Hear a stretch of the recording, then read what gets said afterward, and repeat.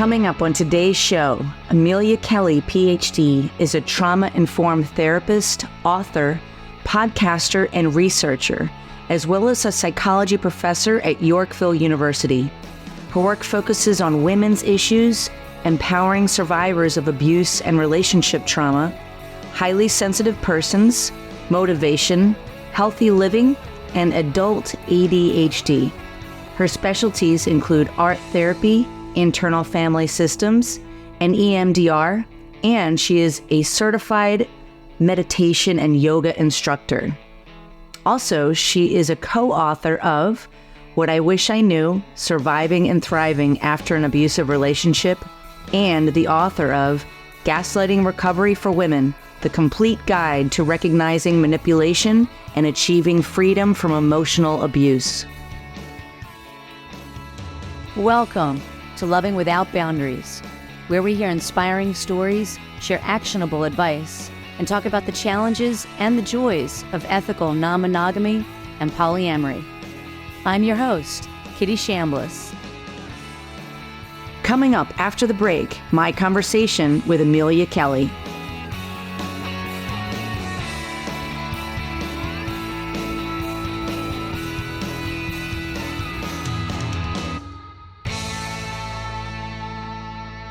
Are you bored with dick pics?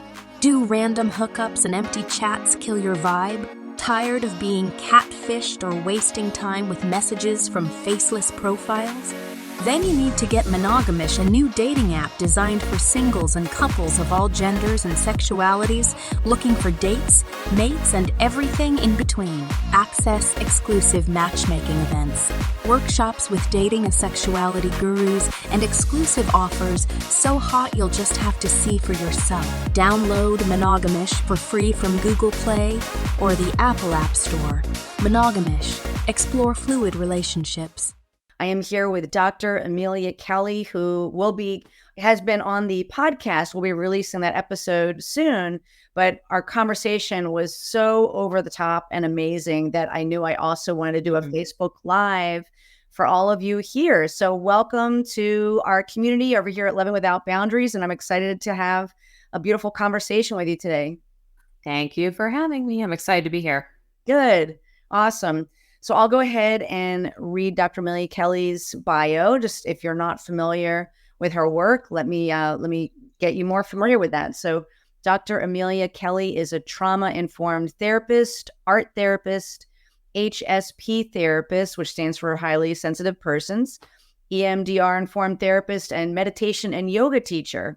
She is a presenter and writer in the science help field and public speaker focusing on healthy relationships, highly sensitive persons, trauma, motivation, healthy living, HD. Read the list. Yeah, it's amazing. She is a trainer for the SAS Work-Life Program in Cary, North Carolina, and a resident trainer for the North Carolina Art Therapy Institute. And her practice is part of the Traumatic Stress Research Consortium at the Kinsey Institute. And her newest book, What I Wish I Knew, Surviving and Thriving After an Abusive Relationship, was released in January of this year. Is that right? Mm-hmm. Amazing. Yes. So I just really was very impressed by you and just how our conversation flowed. And I really appreciate you taking time out of your busy schedule to be here with our community here. I was really looking forward to it. As you could tell, I kept reaching out like, so what are we doing? Yeah, that was great. Well, I love it. And as you know, just to give you another lens to think of our conversation through, a lot of people that come to this community, which is about 11,000 people strong just in this Facebook community, they may be feeling some fear or also some shame and guilt around if they are identifying as polyamorous or if they're part of the LGBTQ plus community, and they may not feel that they have a safe place to go to ask questions or to get support. And a lot of folks, as you know, do have trauma from their past. So the reason I love having you here as somebody who is trauma informed. So just really excited to have you here. And for those who may not be that familiar with it, I'd love it if you could share with us what being an HSP has as an impact on a relationship, and maybe how that might relate to folks who might be in this community. Okay. So an HSP stands for being a highly sensitive person. It is something that has been examined and researched in all different types of living organisms. So this is not just humans. It was actually first discovered in animals, which is kind of interesting. And across all different types of animal species, it is found that roughly 20% of each species are highly sensitive.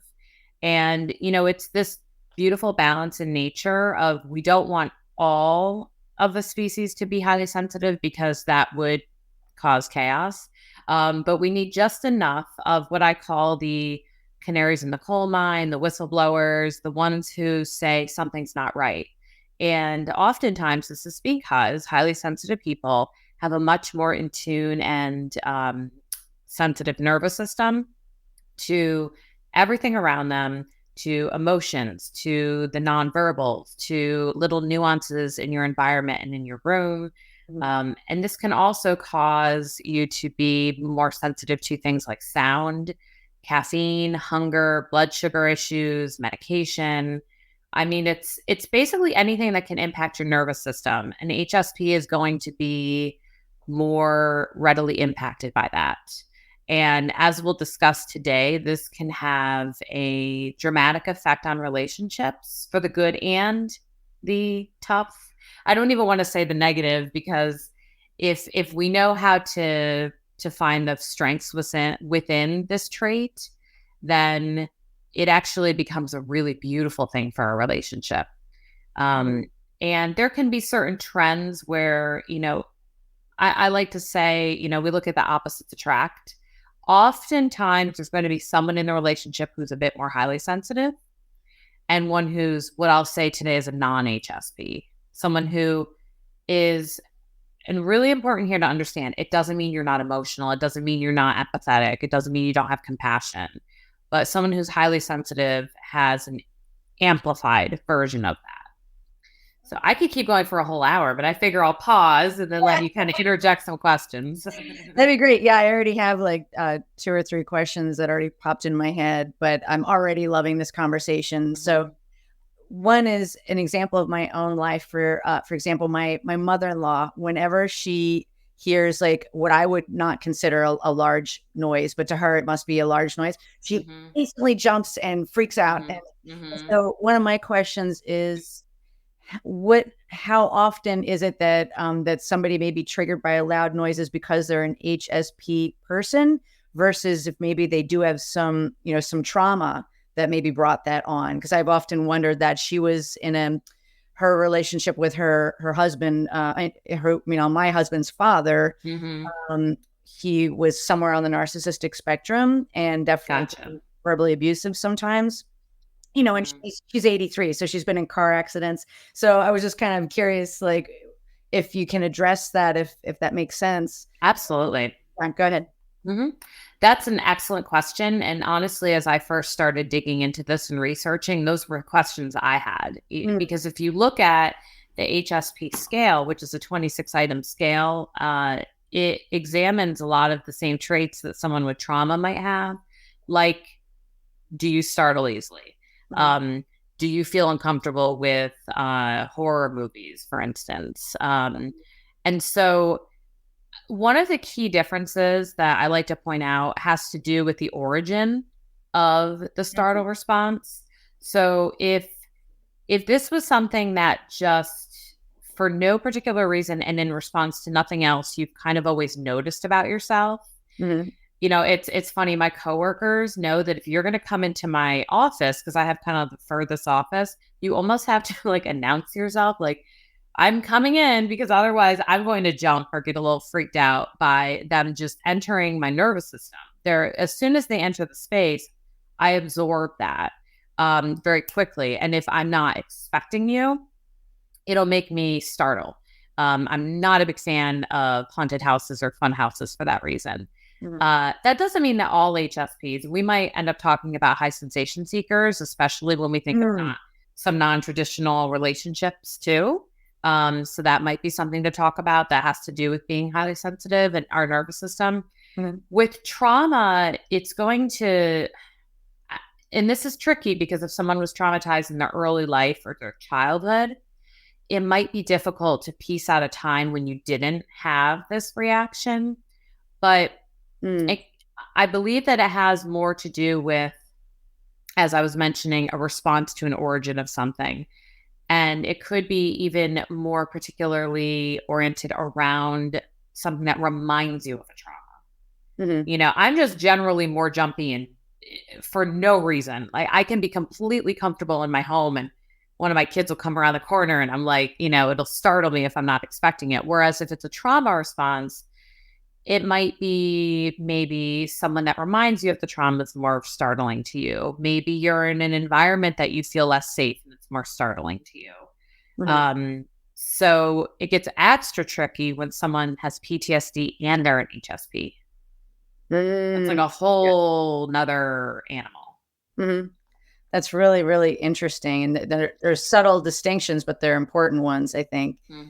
Which leads me to another question, which is, what would be the difference, if you could explain it, between, say, somebody who feels they're an empath, or is an empath, versus somebody who is a highly sensitive person? So deep empathy is a portion of, it's one of the main distinctions that shows that someone is highly sensitive. So the way that I look at it is, being an empath doesn't necessarily mean you're not also an HSP. They don't have to be exclusive. But when I think of someone who really identifies as an empath, oftentimes they have specific areas that they feel they really excel empathetically in, or energetically. I guess energetically would be the better term. There can be animal empaths. There can be, empaths who feel that they have a connection to other, time and space, to the deceased.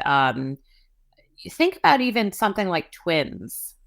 How they might know that their twin forever away is having a hard time because of that deep connection. To me, that's more of just the empath piece.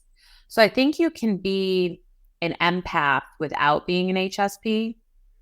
But I don't know if you can necessarily be an HSP without being some sort of an empath. Okay. But I do think they're often overlapping. And I think one of the distinctions also is, what are you researching? What area is someone looking at? Highly sensitive people are looking at the way your limbic system and your panic centers and your safety centers and danger centers are responding to your environment. Whereas if you're examining something like being an empath, you're probably very specifically looking at how the person responds to energy and emotion in their environment. Okay. That's really super interesting. So another thing I'd love to understand more deeply, and you were, I think, about to go into it earlier, is what are some of the strengths that a highly sensitive person can bring to a relationship? And then what are some of the weaknesses, or, as you said, tough spots, maybe? Tough spots. So starting with strengths, as I was mentioning about being deeply compassionate, that is a wonderful thing that an empath, we were talking about empaths, a wonderful thing that an empathetic HSP can bring to a relationship. They really can fully immerse themselves into the experience and the emotions of their partner. But that can also be a weakness or a sticking point. I am a very, very high HSP. I'm in a relationship with someone who, he's sensitive. I wouldn't say he's, because it is a spectrum, if you remember. So he falls just a little bit under highly sensitive. And for a male, research has shown that just culture, they tend to sometimes score themselves lower than they actually are. But I am really high on the HSP scale. So he appears my opposite, even though he's still somewhat sensitive. But for example, if he has a headache, I have very compassionately and caringly asked him, unless you need me to intervene or help, please don't tell me about your headache. I'm sorry.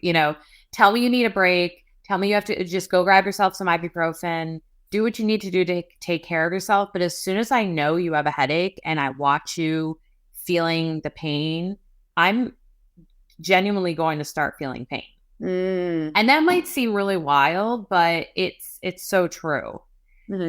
And that's where the deep compassion and the deep connection and the deep ability to feel can almost become an Achilles heel within a relationship. Because imagine if your partner comes home stressed out from work and you're already overly stimulated for the day and you haven't taken the necessary breaks.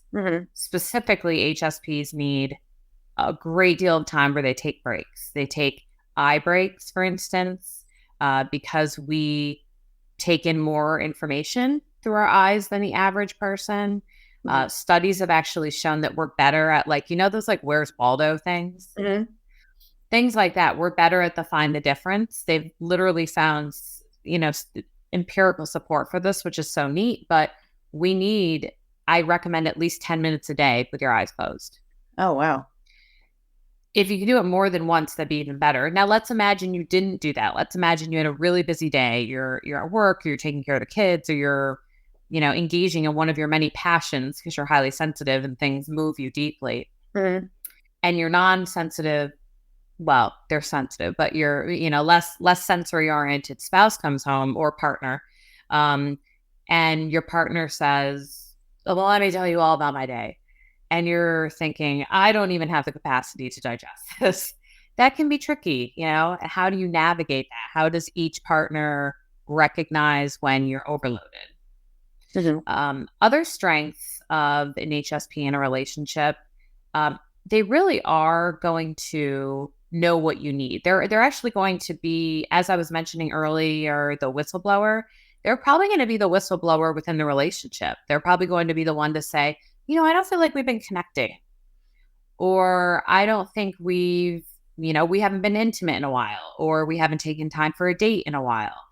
Highly sensitives are going to feel when they're disconnected from their partner a lot quicker than a non-highly sensitive. So I can't tell you how many times as an HSP, when I watch people on TV shows and people have things that are unsaid and they're just not saying it, and the conflict becomes bigger. I mean, that makes good TV. But I'm thinking, I would not say something. I would say something. I would bring this up to my partner. What? Why is no one talking about this? Or why do people not say goodbye on TV on the phone? It's a running joke that my husband and I have. Every time we're watching TV, we're like, no goodbye. They never say goodbye. Why? Yeah, it's very strange. And as long as we're going there, I'll just point this out. No one sleeps with the pillows vertical. I'm sorry. Like, your neck is completely tweaked out on the... Yeah. It's because you need to see their face, but it's still just ridiculous. So in that sense, it's the strength, the whistleblower, the one who's going to say, hey, we need to reconnect. Now let's look at the other side of the coin. This is the weaknesses or the trouble spots always happen when you're not attending as the highly sensitive person, or your partner is not helping you attend to your high sensitivity trait. So let's say I'm the one that's going to point out we haven't had, time together, or we haven't been intimate, or I haven't felt connected. That's a strength, but it can also be a hindrance to joy if I'm always upset, I'm always concerned, I'm always feeling a bit disconnected, because highly sensitive people really struggle with not feeling that intimacy. And so one thing I recommend, for me, a really innocent game of 20 questions can be helpful, or a date night in, or, just sitting at the kitchen island eating tomatoes from our garden and talking. I mean, that's a trite example, but it's just anything that reconnects you emotionally is so powerful for a relationship, and especially powerful for HSPs. Those are great examples. And I love how it also can be quite simple, but knowing to have the lens to look at it to understand what's going on is also really, really important. Right. Beautiful. So if the person in the relationship who is the non-highly sensitive partner, are there any things that they can do to be more considerate of their highly sensitive partner's proclivities? Oh, I like that word. Yeah. Write that down. I don't use that enough. Hoping I use it correctly. I think I did. Well, first and foremost, if they're listening to this, this live, then you're doing the first step. And the first step, I really think, is recognizing that the HSP trait is true, that it exists, and that this is not just nitpicking or nagging or someone being difficult. Just recognizing and validating that your partner is highly sensitive is so important for a healthy dynamic. The next thing is, remembering to pause and maybe take a look around and examine how your highly sensitive partner might read a situation. I bring up hosting as an example. So if we host people, which even though I'm highly sensitive, and a lot of highly sensitives don't need multiple relationships and a lot of stimulation, they're fine with, little ounces of connection because we're human, but then they really appreciate their alone time. As I was saying before, I'm also a high sensation seeker, which is another assessment you can take. Mm-hmm. So I'm in this constant breaks gas, the way that I approach life. So because I'm a high sensation seeker, I love having get-togethers with a lot of people. However, I do need to pop a couple ibuprofen right before to get my nervous system down and not get a headache. But so let's say we've got people over. It means so much to me if my less sensitive partner, I don't even want to say non-sensitive, but less sensitive partner, takes a moment and looks around and sees what would I be running around and doing, like paying attention to all the things I'm constantly attending to and asking if I need that, asking if I need a little support. That can be huge. Giving your HSP partner the alone time they need and not taking it personally. That's so crucial. And alone time can look very different for everyone. It's biologically, I don't need as much alone time from my children for whatever reason. I hypothesize that the only unconditional love is, for offspring, but that's a whole nother conversation. So because of that, I might come home from work overstimulated, and if they're around me, I'm fine. But then if my partner comes up to me and starts trying to tell me about his day, I'll be like, can you just give me a second? And I'm not being insensitive to him. I'm not trying to be, but I just really nervous system wise need a break. Mm-hmm. Once I get that time, I'm so much more available. And that's how us HSPs are. When we are available, we're all in. So if you give your HSP partner a moment to kind of reboot the system and take that time, they're going to be all in. So just, allowing them to do that. Mm-hmm. That's really great. Some examples. There's so many things, but just some examples. Well, those are great examples. And I also, I want to make sure I don't forget to ask, you mentioned that there's assessments that can be taken. And we talked about this on our podcast episode. Right. For the highly sensitive person as well as the high sensation seeker. Yes. Can you refresh my memory what those are? And I'll make sure to put those in the comments. So you can find them both on hsperson.com. It's based on Dr. Elaine Aron's work. I will say coming soon, I'm going to have a form of all of these assessments on my own website at ameliakelly.com, but it's in the works. It's one of those moments where you're like, I need to stop directing people to go to someone else's site to do the thing I keep trying to tell them. Smart. And that's good marketing. Yeah. So for the moment, so if they go to hsperson, you can take both an assessment there to see if you are a highly sensitive person and a high sensation seeker. Yes. Which is tricky because then that's still an HS, but I guess you call that HSS, high sensation seeker. Yes, HSS, HSP. And you can also take an assessment for your children to see if you have a highly sensitive child on that website as well.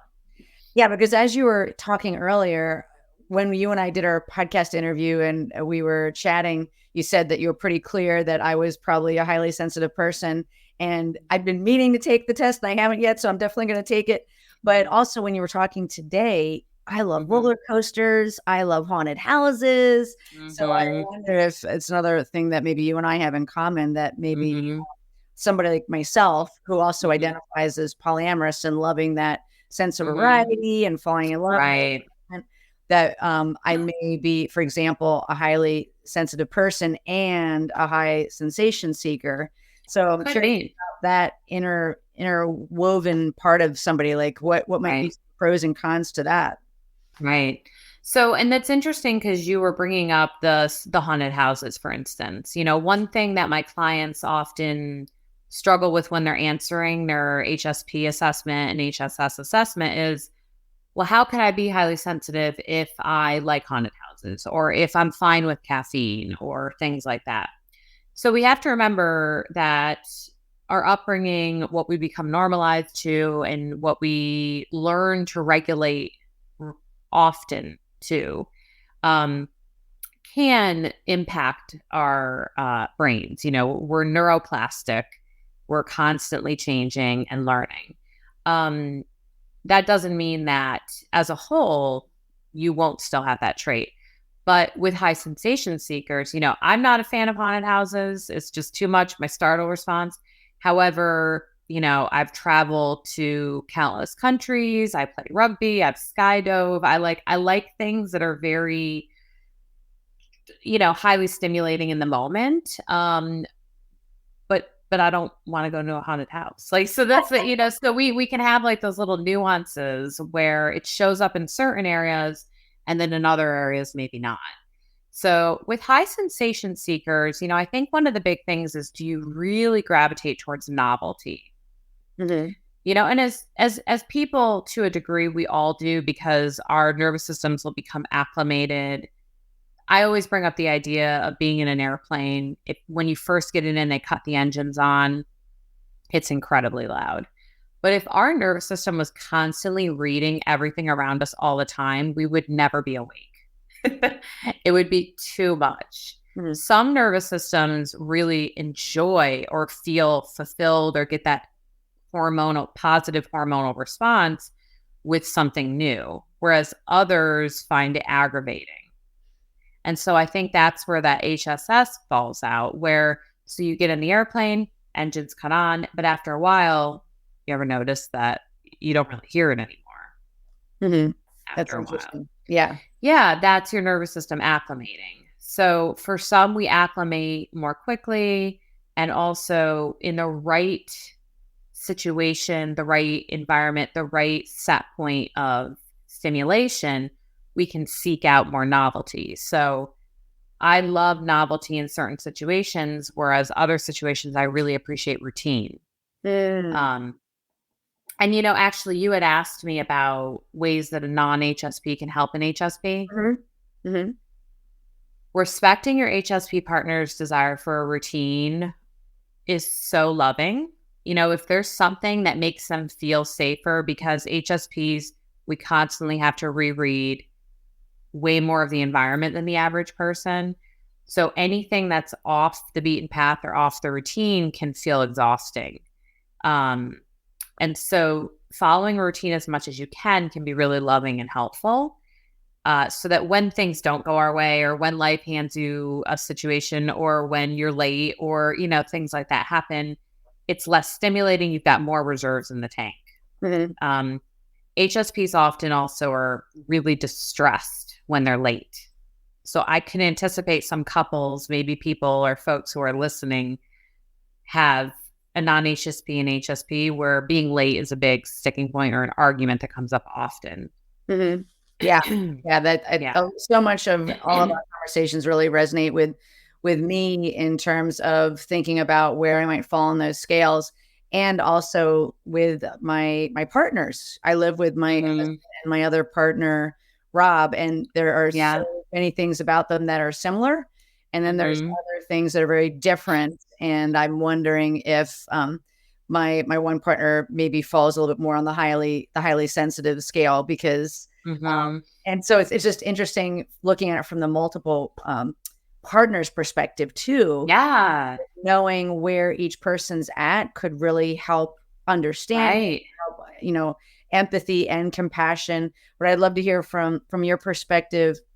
I don't know how often you're working with people who might identify as consensually monogamous or polyamorous, but how might this affect somebody who does have multiple partners? That is a fabulous question. And I'm so excited by that question because anytime a new idea pops in my head, my high sensation seeking is like, oh my gosh, I have to research this. Not just research. I'm like, ooh, this is definitely a blog post. I do have some clients that I work with who are in poly relationships or just open relationships. I tend to work with kind of a little niche of the kink community here in the Triangle. And so I do see that a lot there. And then just some of our other folks. You know, it's funny that I think about it. They are all my HSP clients. I'm gonna have to start doing some case studies. No, I'm just kidding. I see this come out a lot for HSPs when the expectations or the kind of like agreed upon rules, if you will, or the agreements, the pre-agreements are not being respected or followed. It can be a little distressing for an HSP. So even if part of them is completely open to, you know, all different forms of consensual intimacy, sex, and open relationships. You know, I had one HSP client who him and his partner had like an 11 p.m. agreement where whoever they were spending time with that night would leave because they both lived apart. Whoever was spending time with them, because they were kind of like the primary relationship, would have the agreement that that person would leave by 11. And when that time started getting pushed out, even though they're consenting to this really open, fluid, exciting relationship, that was really distressing to him. Mm-hmm. Like he really felt like a routine, how funny we were talking about routines, a routine or an expectation, knowing what to expect was not like respected. And that was really distressing. So I think making sure that all parties and everyone is on the same page about those agreements ahead of time is very important. I know there's some fabulous workbooks on that, and I'm sure you've probably resourced or shared those with your community. Absolutely. Yeah. Yeah. I mean, the lens that I often tell my clients to look at agreements through is to make them needs-based, where you're really honoring each person's needs. But in the context of this conversation, needs could also be the understanding of who might be a highly sensitive person in that spectrum and where the other person is at, because that would correlate with needs, and to do your best to balance those agreements so that each person's needs are being accounted for and that it's not a perfect science. So if an agreement keeps getting broken, you might want to take a look at the agreement and see, does it still feel balanced?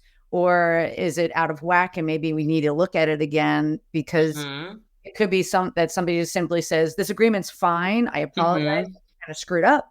Or it could be, you know, okay, we thought this agreement was going to work for both of us, but now it feels kind of more skewed to you than to me. And I don't think that I can actually agree to this agreement. Let's revisit it. Right. That's kind of the lens that I agreements. Yeah. That's great. Yeah. Allowing that fluidity is not just sexually, but also, you know, within what the agreements are and what the boundaries are is a great way to deal with the fact that anytime you add more people, you are dealing with more nervous systems. That's a great lens to look at it through. Yeah. So it does complicate things. Doesn't mean it's not possible. And especially for, say, high sensation seekers, like I love variety. I love adventure. It's partly why I identify as polyamorous. At the same time, it does add more people, add more complexity, you know, sometimes add more issues, which is why having groups like this where people are seeking support and information and validation for who they are, to know that there's not something wrong with them. Right. And, you know, one really neat thing to think about too with high sensation seekers, you can be just an HSS and not an HSP. So that is something to consider as well. And I think it is important to at least just scratch the surface on ADHD because of the fact that some people may point out some of the similarities. We had talked about trauma and HSPs and some of the overlap. there can certainly be some of those traits that when you read it, you're thinking, well, that sounds a whole lot like ADHD, constantly interested in different things, liking novelty, you know, and you thinking more kind of like a hyperactive type of ADHD. I think one of the big differences lies in the fact that when you're at the right nervous system set point, the trait of ADHD will still be present. Whereas the HSP, HSS trait, you can almost like handle more stimulation or less, depending on, where you're at in your sensory overload or sensory load in general. Mm-hmm. Also, you don't medicate something like HSPs or HSSs. That's just a state trait. It's very genetic, actually. That's something that we haven't talked about, that it does run in families because it's a brain structure and brain processing thing. You can actually do scans to assess whether someone is an HSP. Mm-hmm. If you have an HSP and a non-HSP attending to something like a task, an experienced researcher can actually pick out who it is without them telling them. Yeah, it's pretty wild. That is fascinating. Yes. Yeah, and I love all the different distinctions and the nuances that you're outlining here. And and since you did mention the ADHD, refresh my memory, what does that stand for, the acronym? Attention Deficit Hyperactivity Disorder. Right. Okay. And so that is something that would sometimes get medicated. Yes. I mean, there are incredible ways to deal with ADHD without medication, many holistic methods. My doctoral dissertation focused on using exercise in lieu of medication. And we found that HIIT, specifically high intensity interval exercise, is a wonderful way to manage ADHD. Yeah. There's essentially, at the root, there are so many things happening with an ADHD brain, but it is a bit of a dopamine processing disorder. So you could see why things like addiction or other high sensation seeking activities might be very appealing. A lot of variety. A lot of ADHD folks tend to have jobs where you're just not kind of sitting still doing the same thing all day long. Mm-hmm. So you can see where high sensation seekers and ADHD sound like they're overlapping again. Mm-hmm. Yeah. And so, the thing with, we could do a whole entire episode on ADHD, but the thing with ADHD is that, it's a medical mental health diagnosis and a high sensation seeker is not. And so it differs in how it's approached. It's differed in how it's managed. Mm-hmm. That's fascinating. Yeah. It's tricky. Yeah. Well, what a broad lens that you get to help people from, that you have so much information about all these different things and understand the distinctions of where they overlap and where they don't overlap. So, so I would imagine that would be really helpful for families, whether it's a traditional family or also like a modern family, if it was like a polyamorous or open relationship type of family. Mm-hmm. Well, I've loved so much about our conversation. Is there anything else that you may want to add, or anything that I didn't ask that you think might be helpful for folks who are in this community, which is about healthy relationships, even when you're coloring outside the lines of heteronormativity? And also a lot of folks here are sex positive. So anything that you think might be helpful for them? Definitely. One thing that we did not touch on has to do with protecting yourself as a highly sensitive person. Okay. When you are seeking relationships and or, getting into loving exchanges with individuals. Here's the thing. HSPs, we were talking about how compassionate and empathetic HSPs can be, and how deeply they can really dedicate and dive into a relationship. Those are very appealing traits to narcissists. Mm-hmm. Those are very appealing traits to emotional vampires. And I use that term a bit more broadly because someone may not necessarily meet criteria for narcissism, but they may be someone who is going to suck you dry of your emotional well-being and what you deserve in a relationship. Mm-hmm.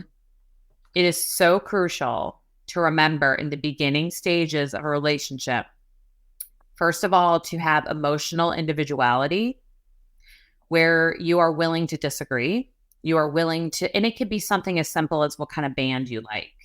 I remember the thing that first attracted me and my husband to each other is that I gave him a hard time about comparing a band to another band, saying one was better than the other. I was like, you're crazy. And he said the fact that I was so like confident about my opinion was very appealing to him because he's not a narcissist. Now, if he was a narcissist and I got into an exchange with someone who I might potentially be interested in, and I was that emotionally individuated, you better believe they wouldn't have been interested in me. I'm very unappealing to narcissists. Like, they do not want to be in a relationship with me. And that's because of that willingness to have that emotional individuality. And that can come out when you think of, how you were saying the more modern family too, or open or poly, or when you're setting those expectations and those standards and figuring out your boundaries in the beginning, don't agree to things that you don't really want to agree to. Mm-hmm. Make sure that you have a true yes. Mm-hmm. You don't want a yes that doesn't feel and resonate positively in your body. You want to feel the yes. And find where that yes is. As a highly sensitive person, if you slow down and really pay attention, your body gives you your answers. HSPs sometimes feel that they struggle to make decisions because they take so much longer to make a decision. It's not because we're bad decision makers. It's because we're going to fine tooth comb everything before making a decision. Mm-hmm. And so listen, I know for me, my heart center and my shoulders can get really tight if I don't really truly feel like saying yes to something. Mm-hmm. Also, for our high sensation seekers, remember, if you're seeking out high sensation, the beginning of a relationship is already chock full of high sensation. Our nervous system and our hormonal response is so positive towards bonding that it can mistake the nervous system. It can almost trick you into thinking that you really want to go all in when you want to be able to still have your individuality. You want to still be able to,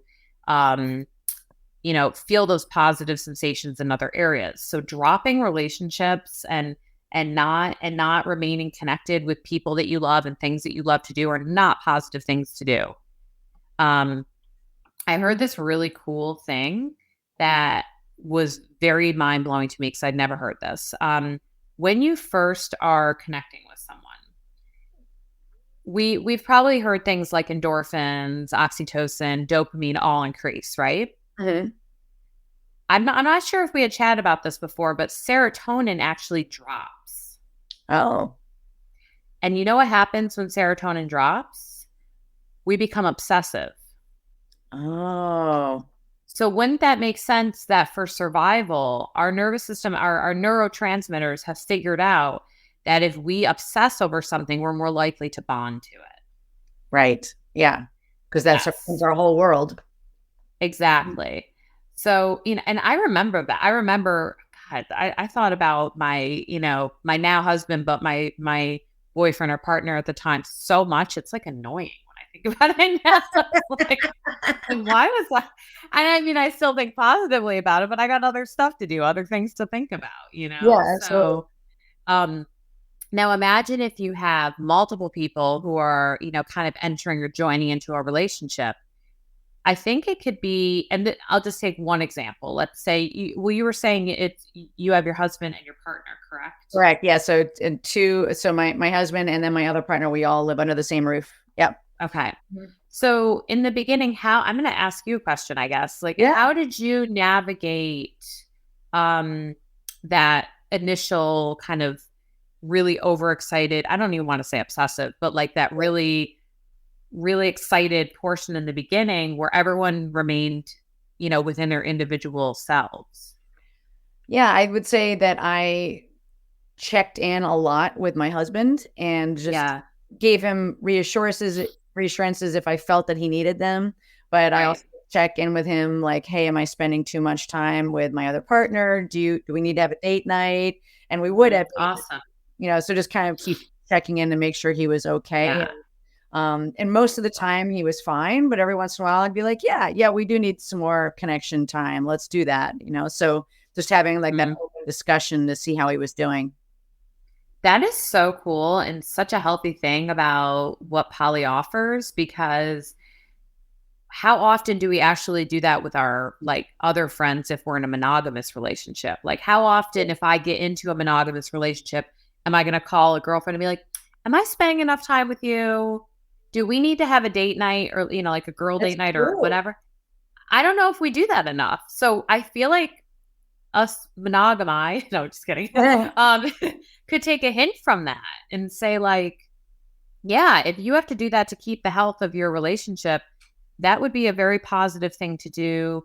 And, think for the highly sensitive person, you're setting the stage. I will tell you, at the very beginning of my relationship with my husband, I think it was maybe 2 or 3 weeks into it, I said, hey, just letting you know, I'm leaving the country this summer. That's already been planned. And if I ever want to hang out with my girlfriends, I'm not going to ask permission. And if that bothers you, then I'm not for you. Yeah. So I think, Awesome. setting those things in the beginning make it less likely that an emotional vampire is going to latch on to the appealing traits that an HSP has to offer. Because if you remember, I was saying that HSPs will take longer to make a decision. So that can also translate into breakups. So it can be more difficult sometimes for an HSP to end something because they really want to make sure, did I give it my best shot? And that can make an HSP more vulnerable to hoovering tactics or the abuse cycle that a potential emotional vampire or narcissist can put them under. And they're also going to consider how all the people in their life are going to be impacted. And, these things just are felt so much more deeply for an HSP. That's why it's important to really try not to even get into the relationship in the first place, if at all possible. Mm-hmm. Yeah, that's all really, really insightful, especially I love the lens that we're looking through too, of both comparing, contrasting from like a traditional monogamous relationship and how this can ripple out from there, but what we can all learn from each other, and also the lens of multiple relationships. That's really beautiful to be able to see it that way. So thank you for that. Absolutely. Well, I love talking to you, and if you would be willing, I'd actually love to do another Facebook Live, and maybe we could. I would love to. Yeah, maybe on the ADHD, because I do have clients that come to me who are diagnosed with that and wondering how that overlaps with polyamory, and I think that could be a really powerful episode for those folks too. I agree. Yeah, but you're just a lovely human being and a wealth of information, and just I love just the way that you express yourself and the different lenses that you're able to see things from, and just how generous you are with your time and your information. So where can folks find you and your work, and also your book? Everywhere. No, I'm just kidding. I would say definitely find me first on Instagram. I'm pretty active on there at Dr. Amelia Kelley, and Kelly's with an EY. I love questions. So, field me your questions, and I will put together little videos giving you these kind of little snippets of answers for Q&A with Dr. K, which I do every single week. And you can also find some of my meditations, and periodically I'll do an HSP happy hour on Insight Timer. So you can find me on there. It's a free meditation and kind of coursework app you can find online.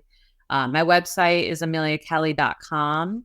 As I mentioned, we're going to be adding some new resources there for highly sensitive folks. And then my book, which I co-authored with a survivor, Kendall Ann Combs. Ooh, that was a tongue twister. You can find it, What I Wish I Knew, Surviving and Thriving After an Abusive Relationship. You can find it anywhere books are sold.